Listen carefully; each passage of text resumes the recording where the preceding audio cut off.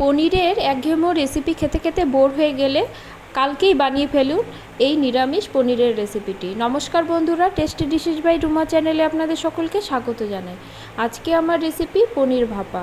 খুব সহজ একটি রেসিপি, যেমন সহজ তেমন খেতেও কিন্তু অত্যন্ত সুস্বাদু। পনির ভাপা করার জন্য প্রথমে আমি একটু টিফিন বাটি নিয়ে নেব। তাতে আমি দিয়ে দেব 1 চামচের মতো সর্ষে বাটা, 1 চামচ পোস্ত বাটা এবং 2 চামচ নারকেল বাটা।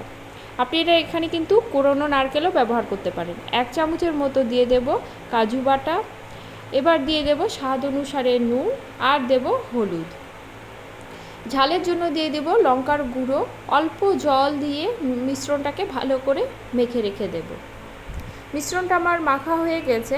এবার আমি পনিরটাকে কেটে নেব। পনিরটা কিন্তু কাটার সময় একটু বড় করেই কাটতে হবে, এতে কিন্তু খেতেও ভালো লাগে, দেখতেও বেশ ভালো লাগে। আমার পনিরগুলো কাটা হয়ে গেছে।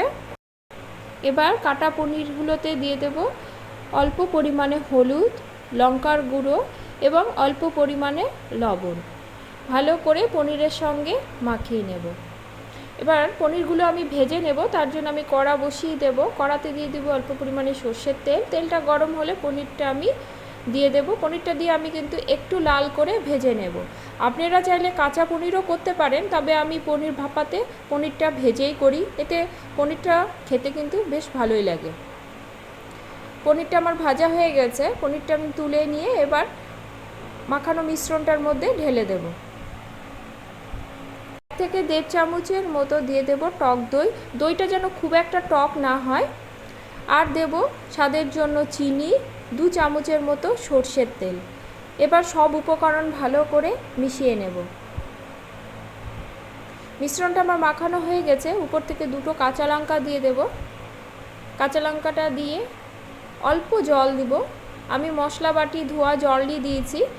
জলটা দিয়ে ভালো করে সমান করে ঢাকা বন্ধ করে দেব। পনিরটা ভাপা করার জন্য আমি কড়া বসিয়ে দিলাম। কড়াতে দিয়ে দিলাম বেশ কিছুটা জল। জলটা গরম হলে একটা স্ট্যান্ড বসিয়ে টিফিন বাটিটা বসিয়ে ঢাকা দিয়ে 15 মিনিটের মতো রেখে দেব।